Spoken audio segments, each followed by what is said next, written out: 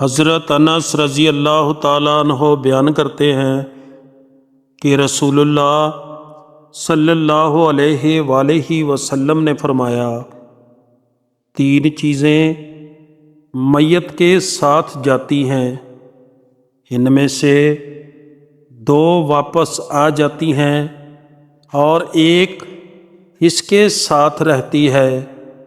اس کے گھر والے، اس کا مال اور اس کے اعمال اس کے ساتھ جاتے ہیں۔ اس کے گھر والے اور اس کا مال واپس آ جاتے ہیں اور اس کے اعمال اس کے ساتھ باقی رہ جاتے ہیں۔ اللہ تعالیٰ اس چہرے پر نور کی بارش کرے جو احادیث کو سنے اور لوگوں تک پہنچائے۔